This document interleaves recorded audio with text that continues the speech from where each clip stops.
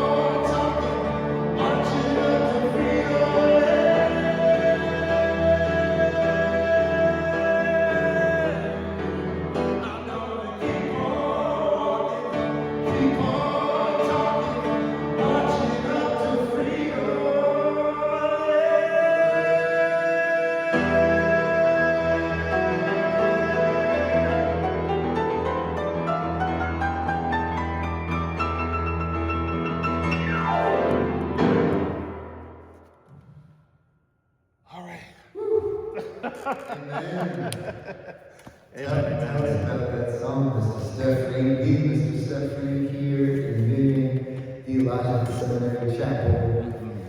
Why this song? Why right now? Why this song is because this song in particular has crossed movements from labor to civil rights. And I felt right now in this moment where we're dealing with this polycrisis of war, of ICE, of genocide, that now more than ever we need moral courage, which means people that are unafraid to stand up for injustice, people that can say that this is wrong, people that can put their bodies on the line and refuse to back down.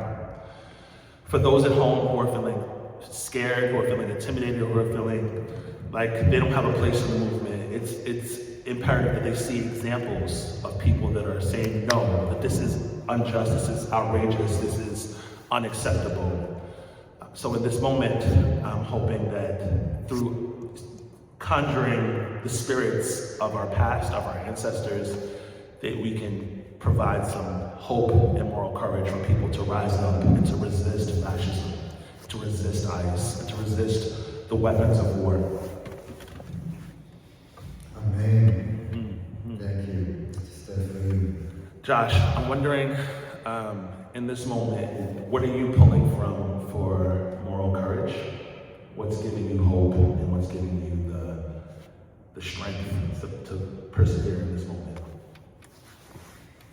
You know, sitting here next to you, singing this song and invoking the ancestors, your ancestors, our ancestors, my ancestors, in this collective moment of singing resistance where more and more people are seeing not just that it's nice or beautiful or feels good to sing, but that it is a strategic and necessary central component of our movements. I'm thinking about my grandmother, blessed memory, thinking about Esther, who talked about singing in the cattle cars on the way to Auschwitz as a way to keep on moving forward, to keep going, and it feels complicated and powerful at once to be connected to that lineage and that history as it continues to be invoked to enact unquestionable or unimaginable violence on the Palestinian people, but all the more reason to lift up the lineage of nonviolence.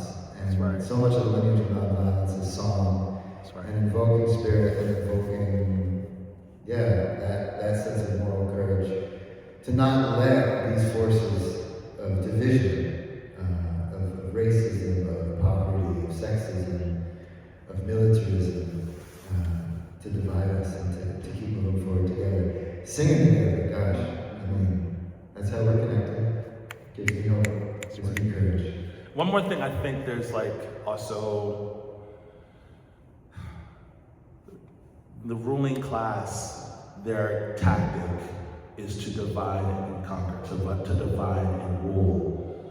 And I think that in these times where there's this poly crisis, this crisis of capitalism, crisis of empire, there's even a crisis of conscience, a spiritual and moral decay that we're seeing. And so many of the ideas of what it means to be an American, what it means to be civil, all those notions are being challenged right now when we're witnessing this nation, the U.S. empire, wage war and sow despair and dissent across the world.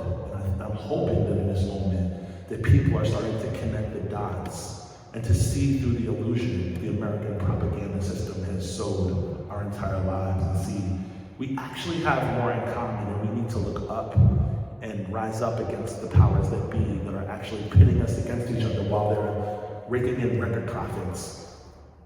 And our lives, the working class people, our lives are not getting substantially and materially better. People are suffering, people are struggling to pay rent. And this is a moment where through singing and conjuring spirit, we can hopefully, ideally see our interconnectedness, see the ways that our humanity is connected to the other, and that we can break that divide between ourselves and the other and fight. Yeah.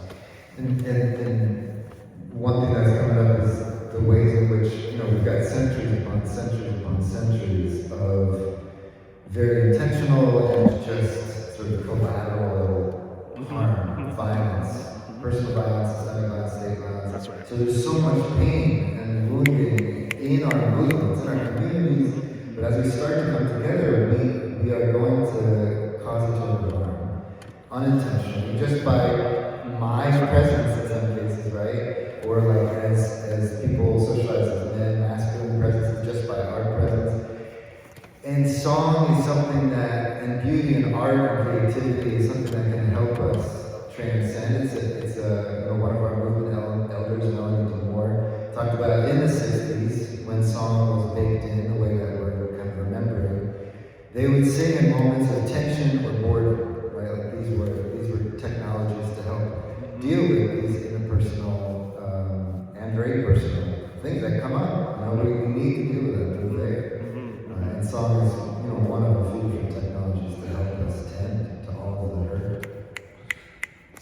I love that so much of the work of social justice, of activism, of abolition, so much of it is spent in calling out the thing that we don't like, the thing that we hate, the thing that is harming us, the systems of injustice. Part of what I see happening when folks come together and sing is they're modeling a way of being that is counter to the hegemonic way of being, counter to extraction, exploitation, competition. There's actually a sense of instantaneous community that is really beautiful. Like when we sing together, there are no hierarchies. There's like radical egalitarian moment of collective consciousness. And singing builds trust, it conjures spirit, and it helps us to see the God in you and the God in me, the Imago Dei. And I think part of what corporate media does is it foments the other and like xenophobia, like fear of someone who's not like us. And what singing does is it kind of breaks down immediately those borders between ourselves and the other, and helps us see the God in each other and the likeness in each other. Beautiful. All right, folks. Thanks for coming to our Union Theological Seminary Chapel podcast. I like that we're still using the lights. Folks, you heard it here first. Look out for the next one. It'll be coming soon. Peace and love to Josh Blaine. Thanks again, Steff. Peace.